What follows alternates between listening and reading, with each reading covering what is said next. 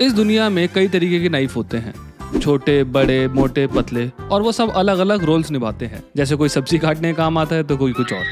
लेकिन एक नाइफ ऐसा भी है जो नाइफ होने के साथ साथ स्क्रू ड्राइवर, सीजर और नेल कटर तक का रोल निभाता है, और इसे बोला जाता है स्विस आर्मी नाइफ। और इसी स्विस आर्मी नाइफ की तरह एक गाड़ी भी है जिसे बोला जाता है बोलेरो।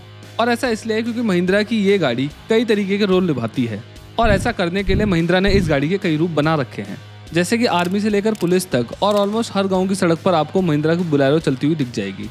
और अगर आप अर्बन सेटिंग में बोलेरो चलाना चाहते हैं तो आपके लिए पेश है बोलेरो नियो। और अगर आपको दुनिया के हर एक काम करने के लिए सिर्फ एक ही गाड़ी चाहिए तो आप उठा सकते हो बोलेरो पिकअप, जो कि सामान ढोने से लेकर डीजे बजाने तक और जंगल सफारी से लेकर कैरावैन तक आपको ऑलमोस्ट हर जगह पर देखने को मिल जाएगा।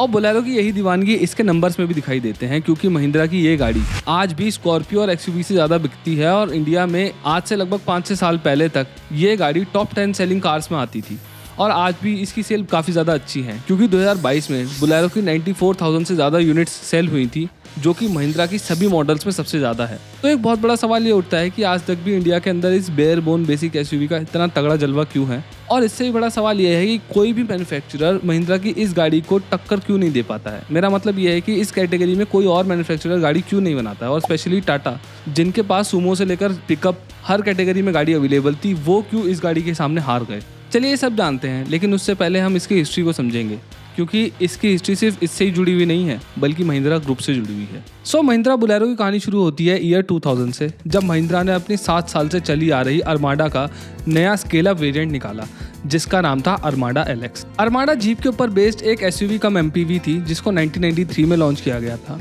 और अब महिंद्रा इसको अपग्रेड करने के लिए अरमाडा एलएक्स को लॉन्च कर रहे थे। अरमाडा एलएक्स एक कम्प्लीटली न्यू डिजाइन के साथ आने वाली थी, जिसमें better sound insulation, independent front suspension और 5 स्पीड का गियर बॉक्स मिलता।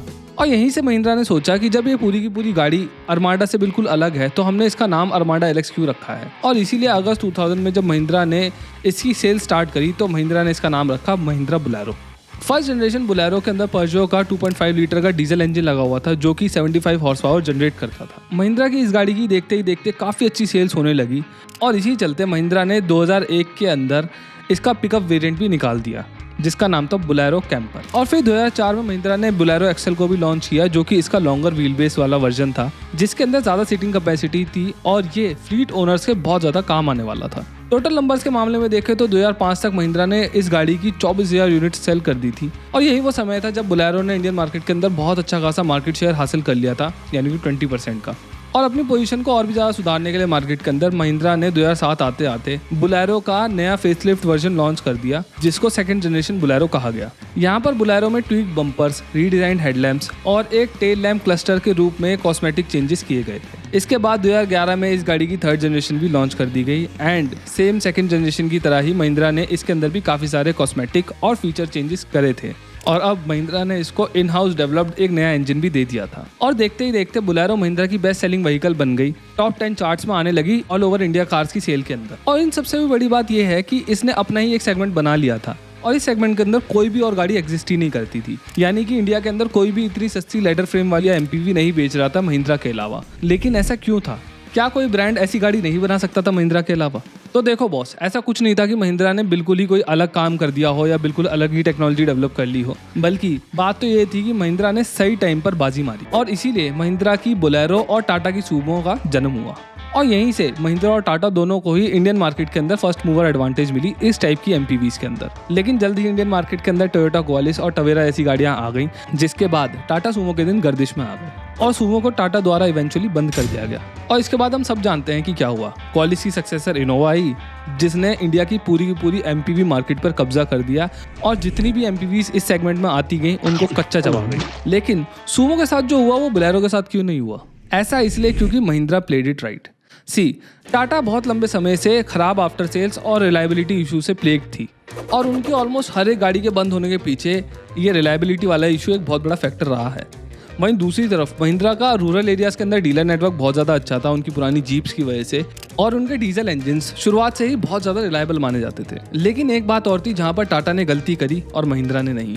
टाटा की सूमो पहले बहुत ज़्यादा बिका करती थी, लेकिन जैसे मैंने पहले बताया कि इसको बहुत अच्छा खासा कंपटीशन मिलने लगा दूसरी एमपीवी से, तो इसकी सेल काफ़ी ज़्यादा कम हो गई और इसीलिए टाटा ने सूमो ग्रांडे को लॉन्च करा और ये गाड़ी पोजीशन करी गई 7 से 10 लाख के बीच में। लेकिन लेट 2000s तक भी लोग टाटा के लिए इतने पैसे देना नहीं चाहते थे और ऊपर से इस सेगमेंट में इनोवा ऑलरेडी कब्जा करके बैठी थी, जिसकी वजह से Tata had no chance and eventually Sumo को हमेशा के लिए बंद कर दिया गया। लेकिन वहीं दूसरी तरफ महिंद्रा अपनी बोलेरो को बेयर बोन रख रही थी ताकि ये गाड़ी अफोर्डेबल बनी रहे लगातार। और अगर मैं नंबर्स में बात करूं तो जब ईयर 2000 में बोलेरो को लॉन्च किया गया था तो इसका प्राइस था 4,98,000, लेकिन आज 23 साल बाद इस गाड़ी का प्राइस कितना है? 9,78,000 से लेकर 10,79,000 के बीच में। मतलब कि पिछले 23 साल में इस गाड़ी का प्राइस सिर्फ 2 ही गुना हुआ है। वहीं अगर हम इसे टोयोटा इनोवा से कंपेयर करें तो उस गाड़ी का प्राइस 5 गुना तक बढ़ चुका है सिंस इट्स लॉन्च। और महिंद्रा ऐसा इसलिए ही कर पाए क्योंकि उन्होंने इस गाड़ी को बेयर बोन रखा और इसके अंदर कोई खासे फीचर ऐड नहीं करे। लेकिन इसका मतलब ये नहीं था कि ये गाड़ी कैपेबल नहीं थी। बोलेरो के अंदर लेडर फ्रेम चैसी आती थी और साथ ही साथ ये एक रेयर व्हील ड्राइव कार थी, जिसकी वजह से इस गाड़ी को खराब रास्तों में चलने में बहुत ही ज्यादा आसानी होती थी। इसके अलावा इस गाड़ी में रेयर में लीफ स्प्रिंग सस्पेंशन दिए गए थे, जिसकी वजह से ये सब 4 मीटर कार जब 7 लोगों को लेकर चलती थी तो ये दबती नहीं थी।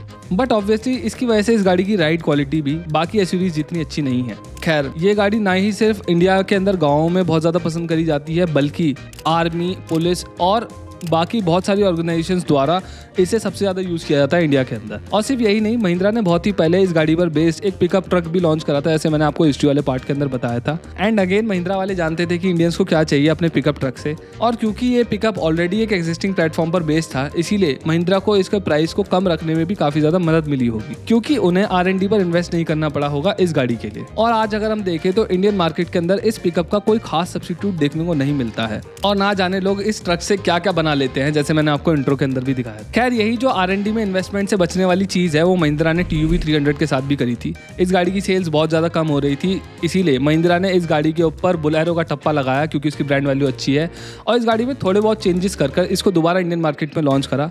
एंड ट्रस्ट में उसके बाद ये गाड़ी बहुत ज़्यादा बिक रही है। और यही जो R&D में इन्वेस्टमेंट वाली बात है ना, इसी चक्कर में जापानीज और कोरियन कंपनीज ने आज तक इंडिया के अंदर बोलेरो जैसी गाड़ी का कोई ऑप्शन नहीं निकाला है।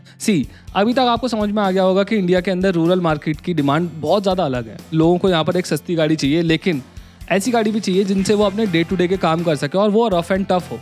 लेकिन अगर मैं देखूँ तो जापानीज या कोरियन या किसी भी और कंपनी के पास ऐसी कोई गाड़ी अवेलेबल ही नहीं है इंटरनेशनल मार्केट के अंदर, और इसीलिए उन्हें इस गाड़ी को ग्राउंड अप डेवलप करना पड़ता है इंडियन रूरल मार्केट के लिए। और जैसे मैंने पहले बताया कि रूरल मार्केट के अंदर प्राइस सेंसिटिव होना बहुत ज़्यादा ज़रूरी है, और अगर ये कंपनीज R&D में इतना ज़्यादा पैसा लगाएंगी सिर्फ एक छोटी मार्केट को केटर करने के लिए जहाँ पर गाड़ी सस्ती बेचनी पड़ेगी उनको, तो वो प्रॉफिट नहीं निकाल पाएंगे। और ये बहुत बड़ा रीज़न है कि कोई भी इस सेगमेंट के अंदर हाथ डालने की कोशिश भी नहीं करता है।